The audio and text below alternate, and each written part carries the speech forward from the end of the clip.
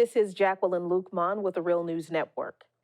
In 2018, before an audience of donors, Brian Kemp expressed concern about the massive Get Out the Vote campaign for his gubernatorial challenger, Stacey Abrams, saying that everybody who uses and exercises their right to vote, which they absolutely can, Kemp went on to tell his backers that they needed unprecedented turnout to counter Abrams' grassroots juggernaut. But what he really did was to embark on an unprecedented campaign to purge mostly Black, poor, and student voters from Georgia's voter rolls that invalidated the voter registrations for 1.4 million Georgians, paving the way for his narrow victory over Abrams. But even as the GOP has claimed victory over the battle for the Georgia statehouse in 2018, they have not let up on their efforts to disenfranchise voters.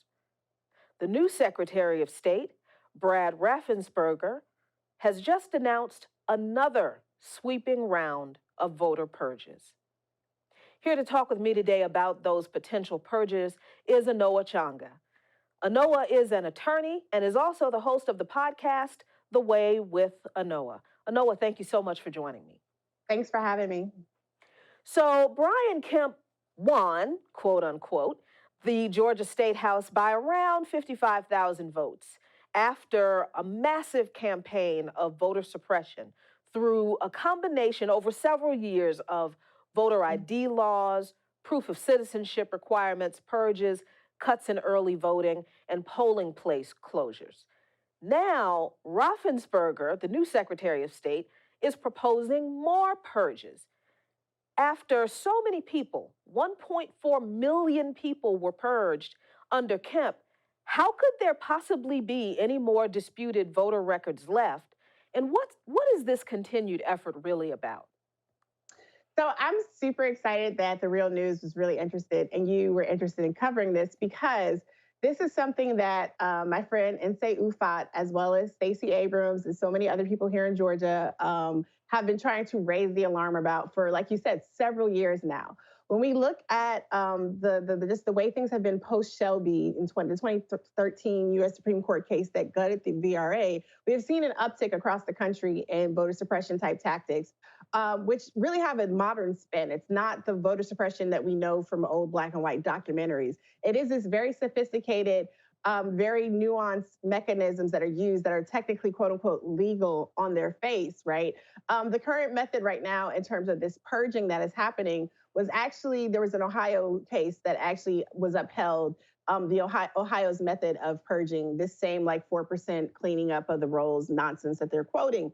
However, what we have found, what they found in Ohio, what they have found in Texas and Tennessee and elsewhere, what we have found here in Georgia is about there are several different mechanisms that also interface with this that actually make some of this purge erroneous. Now, some of it is like things like people are sent inactive notices based on, actually being inactive voters, right? And whether or not that's even something that should happen is a conversation unto itself. Because as we know from our own history, just because something is technically legal doesn't make it right, when it comes to protecting our rights. And honestly, the right to vote should be sacrosanct. Unfortunately, we see that it's not. But what we have happening here is we have, I think it's approximately 185,000, 190,000, somewhere in between there, people who receive some form of notice from the Board of Elections or from the Secretary of State's office that either they did not respond to or it was returned mail. So you have a little more than like 2/3 of the people that are set to be purged. They're set to be purged not based on any type of deficiency, but based on like either they didn't respond to a little rinky-dink card that looks like one of those fake cards that you get talking about your auto warranty insurance, right? Like, you get those little, you're like, what is this? This is nonsense. Why would I even read this? So it's a card that's similar to that, or they're people who had returned mail for various reasons. Now, here's the kicker about the return mail portion. And there's a really cool video that if you check out an organization I work with, the New Georgia Project, if you check out their Twitter and their social media, you'll see this video with Dr. Holliday from Macon. He talks about receiving one of these purge notices and finding out that his notice had actually been returned, was returned mail. And that's what they used to try and purge him.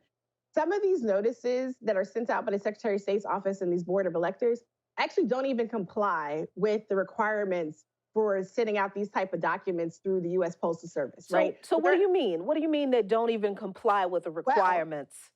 because we're cleaning up the list. The actual notice itself is constructed in such a way, the way it's laid out. And like I said, there's like a 2.5 minute video from the New Georgia Project that lays this out really, really well, right? And it goes through exactly what the issues are, but it kicks it back.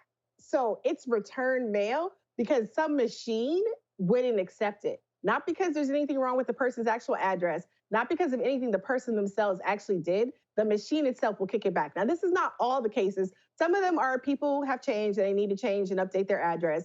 But here's the other thing. There was actually legal action taken, I think 2 years ago now, when there were notices sent to people who had moved within the same county. Because under the National Voter Registration Act, when you move within the same county, you do not have to do any, extended mechanisms to make sure your voter registration stays valid. You're still valid to vote in that county because it's based on the county where you live, right, and not, not like your street per se, right? Right. You don't move to a district, you don't move to a different voting district. Right. I mean, like you will have a different polling location where you're supposed to vote at based on your address, but your eligibility as a voter is determined based on the county you registered in, and not. So if you're still like here in Georgia, I'm in Fulton County. If I move to another part of Fulton County, while it is very good practice and I should change my address, it is not going to invalidate or make me inactive if I move. I mean, if I don't change my address like right in time to vote the next time, I'm still within the same county. However, if I move to a completely different county, that is when I would have to actually go and change my registration to be able to vote in the new county in which I reside. However, we have seen under Brian Kemp that there were hundreds of thousands of voters in Georgia who actually got erroneous notices for that reason, which was actually flies in the face of the law. So while it might be technically legal to purge people in this manner based on, the fact that the state that laws are the way they are, allegedly based on the Supreme Court decision from the Ohio case that I referenced, while that may be technically legal, there are still these other layered issues within what's technically legal that are actually really messed up institutional oversight that actually causes a larger burden, puts the burden on voters to know, whether or not they are actually voting. And here we actually have elections coming up on November 5th, because that's the other thing. If you haven't voted in X amount of time, and then you look at these municipal elections, because a lot of people actually don't show up in municipal elections, unfortunately, or in quote unquote off cycle, when it's not a major election happening. Right. A lot of people don't show up for those, unfortunately, because people don't put the time and energy to engage folks. So we do have municipal elections actually coming up on Tuesday, November 5th. There's over 1,000. I think it's actually more like 1,357 or something like that. Municipal races happening all across the state of Georgia. So if you are someone who Fair Fight and other organizations force the Secretary of State to make the list public so that you can actually search it. If you are one of the people who are set to be purged, you can search the list. You can also update and just check. I just think it's just regular good practice to just check your status, regardless of where you live. People might say, oh, poor Georgia, oh, the South. Y'all, like I said, I referenced an Ohio case. There are issues. We saw the massive, purges and issues with people in New York in 2016. Right. We saw issues in Arizona, Wisconsin. I mean, these are unfortunately issues across Texas, Tennessee, across the board. Right. It's not just, a Georgia, even though Georgia seems like ground zero for the BS these days. Now, you mentioned municipal elections, and that's interesting because of the 313,000 voter registrations that are set to be canceled by December 24th, one of the stipulations is that if the registrants don't vote in next week's municipal elections or return this form sent by mail, which you have indicated investigation has found that the form itself seems to be designed to not be accepted by the sorting machine so that it gets sent back. If people don't change their address online or if they don't re-register altogether, then their registration will be purged. But it's interesting that not voting in next week's municipal elections is one of the stipulations for purging voter registrations, because there is this idea that these purges are based on, that it's, for lack of a better term, it's called a use it or lose it phrase or clause with voter registration, that if people don't vote or have some contact with the voter registration office, then they are removed from the voter rolls. Now, I want to ask you this question. People might look at the use of the use it or lose it provision as kind of logical, right? If you don't vote, if you haven't voted in 3 years, 4 years, then why shouldn't your name be removed from voter registration rolls?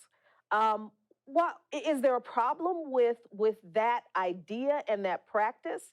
Why is that not logical or reasonable? Oh, it's absolutely a problem. And one thing I will know is, so I can't say for certain that the notices that are being sent out currently are deficient. I just know that from the research and anecdotal evidence we have of what has happened in the past, like the video from Doc Holliday was done right ahead of the 2018 election in November. So I do know that there have been issues with the notices sent out. And so when they're saying like people have returned mail or they didn't respond to a notice, again, like it's totally possible, and we have seen evidence of this, that those notices they don't register as something that's of ultimate importance, because like we're talking about now with this use it or lose it, most people do not know that if you do not register or you do not like actively use your right to vote, that you will lose it, because it doesn't make sense, especially in a state that brags about having automatic registration when you go to the DMV. So when you go get your driver's license, you are automatically registered. You have to, like, if you don't want to be registered, then you can, I think you check on the form, but you're opted into the system to vote. So like once you opt in, it does not make sense that just because I don't go to this election this one time or this other time that I would opt out, because people actually turning out in elections is a completely separate issue from whether or not you're eligible to participate in an election, right? Like being able to turn out and engage and actually feel like there is something for you if you show up has to do more with the way in which the system, the organizations, the candidates, campaigns, et cetera, are actually engaging with communities. So why this becomes an issue, this use it or lose it. I mean, it's not like when you have your flex spending plan or something like that, you have this bank of money, and if you don't use it by this date, then you lose it all. And then that's also even publicized really well. People actually understand that exists, right? But with use it or lose it, part of why it's not this racially neutral nonsense, because that's what it is. It's a racially neutral idea, right? Like, oh, if people don't just use their right to vote, then they'll lose it. But what we know is that that folks of color, that folks who are working class and lower income tend not to actually turn out in as large numbers, particularly in these quote unquote off cycle, non-major races that people aren't putting the same investment and turnout in. We know folks do not turn out in the same large numbers. We also know that people, that when we're looking at because when we look at these, how do we know this? When we look at these purge lists, we see that the people who are being purged are predominantly Black and Latino, right? We see that people are predominantly working class. We see that these are people who are folks who we actually want to engage and want out at the polls. We see that this is the way that they're not just cleaning up the voting rolls for maintenance, because really, like, if that were true, then my grandma would not still be on the voter rolls in New York, despite the fact that she passed away 6 years ago, right? Like, Wow. like let's just be real here. You know what I'm saying? So let me ask you though, but you brought up the issue of Black voters, particularly working class Latino voters, who are disproportionately affected by this use it or lose it provision. Why is it, and the fact that those groups of voters, especially working class and poor voters, don't show up in the non-presidential every 4-year elections? Why is that? And why are the conditions that make it difficult for people to participate in these pretty frequent, smaller quote unquote elections?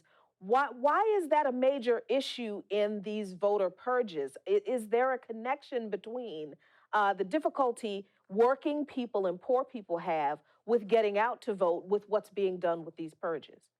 I mean, it's all a part of an intricate web, right? Of when we talk about voter suppression, and voter suppression is a nonpartisan issue.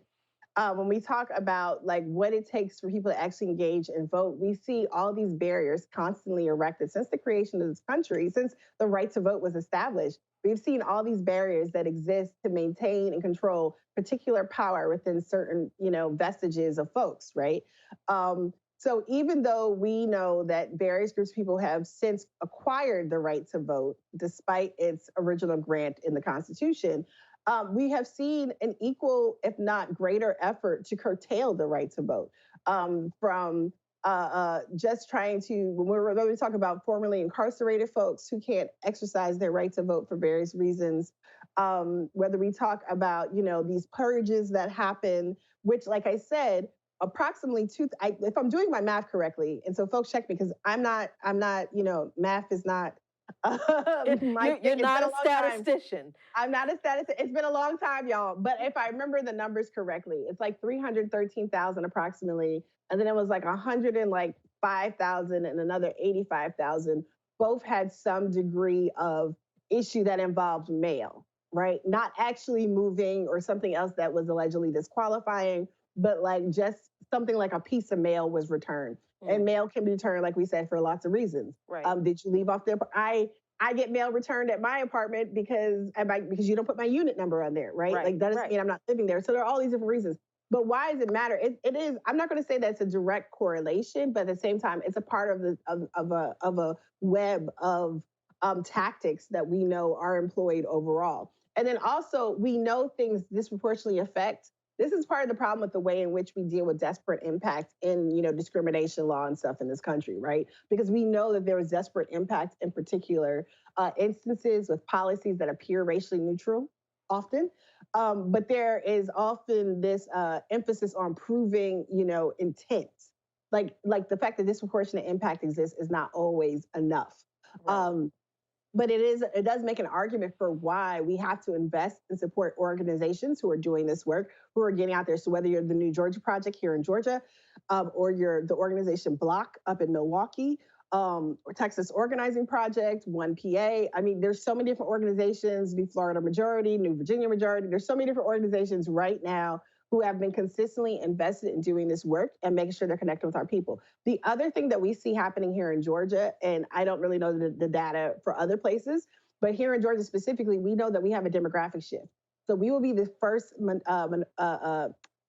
plural racial majority state. Folks have been talking about the minority majority language recently. Right.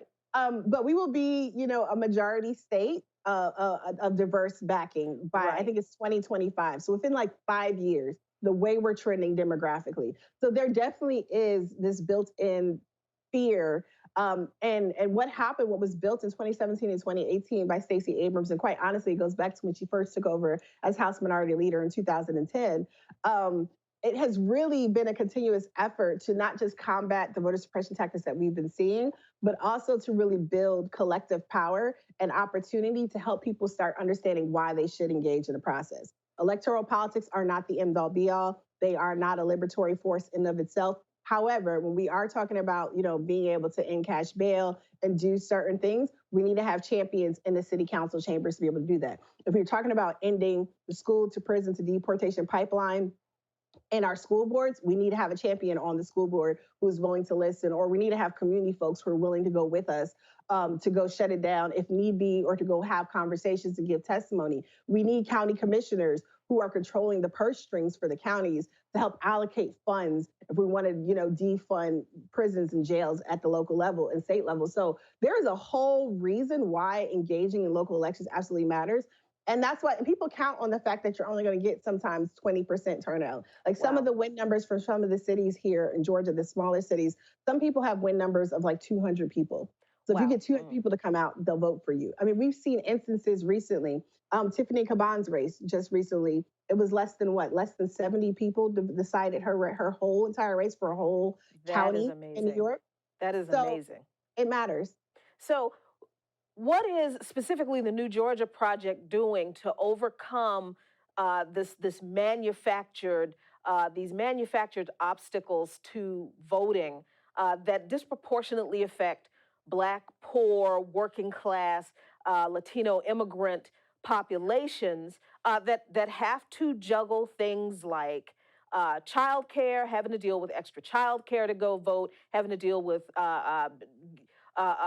maybe interrupting a shift work, having to take off work to go vote, not being able to leave school, transportation issues, and a host of other issues, just in able to consistently participate in the electoral process to exercise their right to vote, but then also have to jump through hurdles that are erected by this voter suppression. What is the New Georgia Project doing to address those dual issues? And that's the last question I'm going to close. I'm going to close this discussion on for you.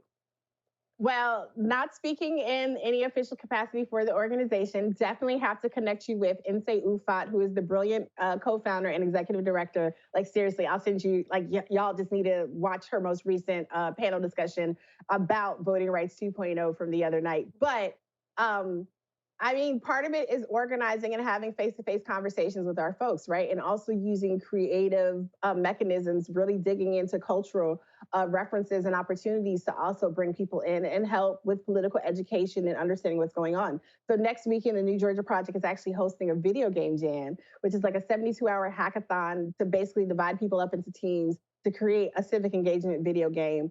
And then try and see, like, if have people present their games and then really try and engage with folks through that means of civic engagement and political education. Video games are like widely used across the board in America, whether we're talking about actual console games, right, or games on your phone. But also it's really getting in community, like going into communities and talking to folks and doing types of events and building with people that the traditional, party people don't talk to. It's going into rural areas and building across the Black Belt and having we have 3 offices operating right now with partnerships all over the state, but you have a massive operation happening right now in Macon, which is about an hour and a half south of the city of Atlanta, as well as Augusta, which is about 2.5 hours to the east of Atlanta. So there are also relationships being built with within the church, with church spaces, right? There are progressive leaders in all these spaces across the board. Folks might not just use the word progressive, and we got to be real about that. So folks may not use our jargon and lingo as progressives, but they definitely believe in the ideas, the values, and the issues, and we need to be talking to them in a way, in a language that can be heard. And you certainly can't talk to people that you're not going to go out and reach out and touch. And that seems like what Stacey Abrams did so well in Georgia. That's what Brian Kemp was afraid of. That seems to be what the GOP is still afraid of. So thank you so much for coming on the show today to talk about this continued threat to voter rights in Georgia. Anoa Changa, thank you so much. Absolutely. Thank you for having me. And thank you for watching. This is Jacqueline Luqman with the Real News Network in Baltimore.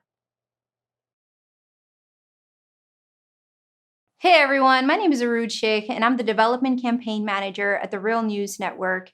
If we're going to stand up to the corporate elites, then we need your help to make people-powered media. And that's why I'm asking you to please donate to the Real News Network. And while you're at it, hit the subscribe button. Thanks so much.